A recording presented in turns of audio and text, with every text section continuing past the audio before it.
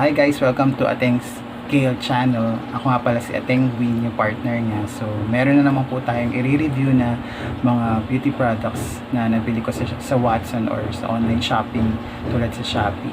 So, bago ko nga pala i-verdict or i-review yung mga product na to, disclaimer lang guys, hindi naman ako expert or hindi naman ako beauty expert. So, kung ano lang yung experience ko, yun lang yung opinion ko. So, kung pwede maghihingyang sa inyo, pwede rin hindi maghihingyang sa inyo. So, kailangan pa rin consult yung mga expert tulad ng mga dermatologists or mga doctors.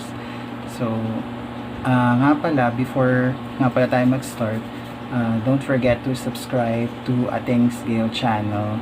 So, click or like this video, and also, kung kayo yung mga mahilig sa mga beauty products or mga gusto nyo lang marinig ko na experience ng mga katulad ko, kasi medyo oily to normal skin kasi ako, so stay lang kayo, pero kung hindi naman, pwede rin naman kayo umalis, charot.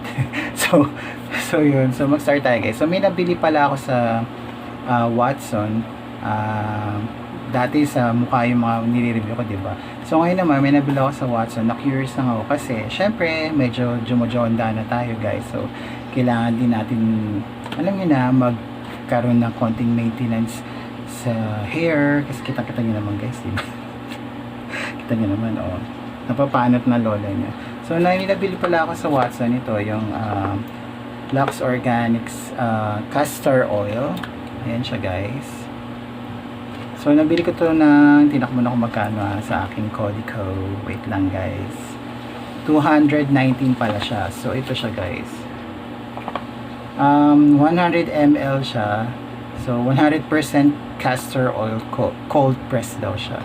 So yung claim niya is promotes hair growth, soothes and nourishes hair, and hexane and paraben free. So yun yung maganda kasi doon, medyo paraben free saka hexane free. So alam mo na yung mga chemicals na preservative para maging all natural yung ano natin, yung ilalagay natin sa katawan natin at hindi makakos ng harmful sa katawan natin or sa health natin, di ba guys? So pasensya na kayo, medyo maingay kung may maririnig kayo kasi alam nyo na, mga kapitbahay, di ba, pandemic. So yun nga, nabili ko to ng 219 sa Watson. So ang ano niya, box niya maganda, medyo attracting siya kasi black and green and white. Tapos meron siya mga kumbaga introduction ko ano yung maaaring ma-expect mo sa products na to. So meron dito about the products is 100% natural, produced with the higher, oh my god, tas yung salamin ko so sorry. Produced with the highest quality standards using using real castor oil. So meron kasing, di ba, mga castor oil na alam mo yun, hindi naman natural or may mga ibang ginamitan na ng mga chemical composition kaya hindi naging natural. So ito daw, highest quality standard using real castor oil daw guys, charot. Hindi, okay. Tapos great for the skin and hair. So hindi lang daw siya sa buhok, pwedeng gamitin para sa hair growth, pwede rin sa skin. So rich in vitamins and fatty acid, castor oil promotes better hair growth and helps nourish and hydrates the skin. So alam mo yun, 2-in-1 na, pwede nang sa buhok para kung matigas yung buhok, mag-hair growth ka, tapos pwede pa sa skin para maging soft or hydrate yung skin natin guys. Tapos cold, ano siya, suitable for all hair and skin types. So nawala daw ako guys. Made using organic chemical free substance, the castor oil is perfect for all skin types. It is also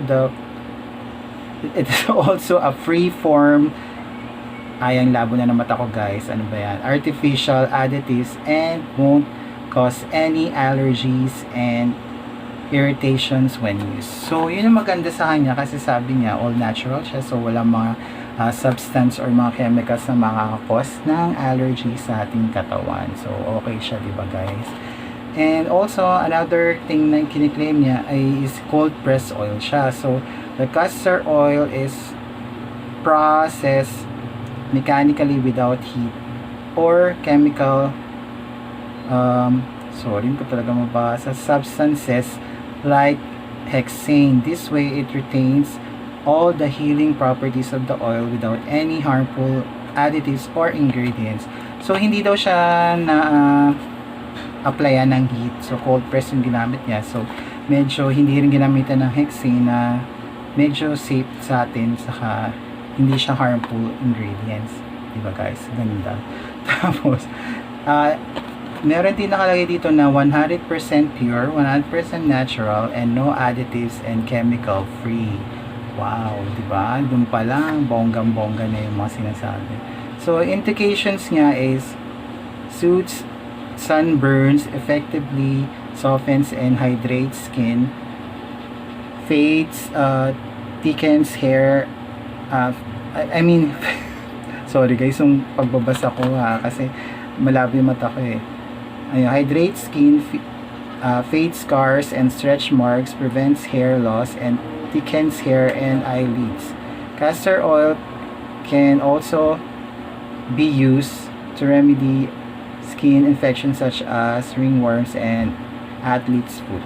So, all around na rin pala siya guys. So, kung meron ka nito, maganda na kasi at least hindi lang naman pala sa buhok. Pwede rin siya sa skin kung meron kang mga allergies at mga sunburn. Pwede mo siya ilagay. So, ingredients yan, 100% pure higher grade castor oil and expire press and hexane free. So, yun nga, 100% castor oil daw yung nakalagay dito. So, ang direction niya is 1 to 3 drops onto palm and massage onto palm and massage into clean hair, skin, nails, face, and body. Apply castor oil directly on infected area for treatment. Leave it for a few hours and to fully absorb daw yung ingredients. So, buksan na natin guys. So, ganito yung tsura nga pala guys pag buksan nyo siya. Para siyang tiki-tiki. Tiki-tiki. Ayan, ganyan siya. So, meron siyang drops. Ayan, parang tiki-tiki lang guys. Magtitiki-tiki tayo. Maglalagay. So, ganyan tsura niya. Tapos yung amoy niya, hindi ko talaga gusto amoy ng castor oil. Amoy mantika guys. So, maglalagay tayo sa buhok ko guys. Suklayin muna natin. Medyo ang hair ng lola niya mahaba. Saka manipis na nga talaga. So, 1 to 3 drops daw. 1, 2, 3. Ang dami. Tapos, rub daw sa hands. Ayan. Tapos, ilagay daw sa buhok. Saka sa ends. Ayan, lagay natin. Pa dito guys.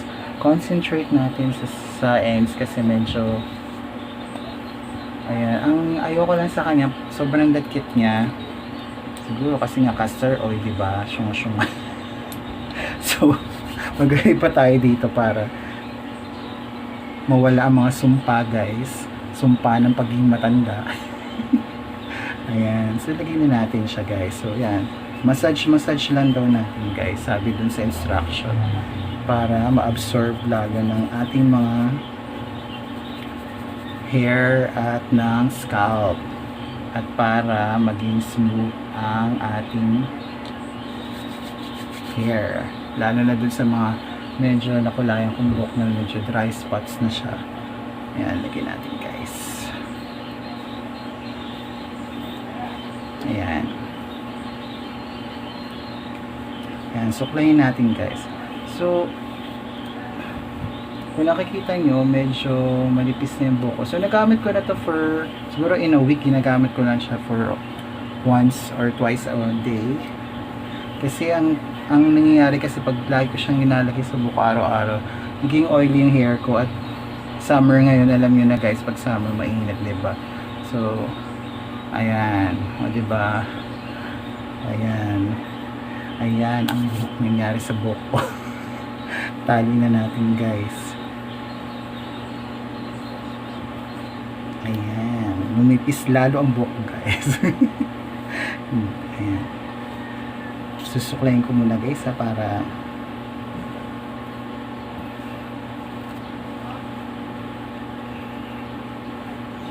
ayan, sa hair naman guys, pag ginagamit ko siya, siguro gagamit ko siya tapos maliligo ako after ilang hours. Tapos pag nagkakaroon siya ng volume sa hair, saka nababawasan nga yung hair loss dun sa cream niya. Saka bumili ako dati ng castor oil sa Mercury, yung talagang castor oil na nakabote. Ayun. Hindi siya maganda, sobrang lakit niya guys, yung sa Mercury na bili ko. Pero siguro ganun talaga yung castor oil, diba? Ayan. Oh, may nagbago ba guys, diba? May nagbago ba sa buhok? So, in terms naman ng pag sinasabi niya nag-nourish siya ng skin, ayan o. Diba? O, tari ang ano ng skin ko. Saka mag-swap tayo dito sa gilid. Konti lang guys. Sa skin, tulad niyan, dito maglalagay ako.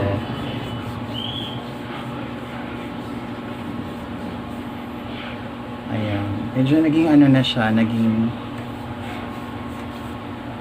re-nourish siya ng skin.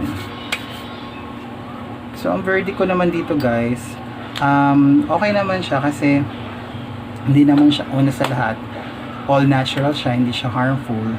Saka, ang maganda is, wala nga paraben free siya, saka haxing free. So, maganda siya sa katawan mo kung ilalagay mo siya araw-araw, saka cold press din siya. So, 100% na ma-absorb ng katawan mo, di ba? Saan ka pa?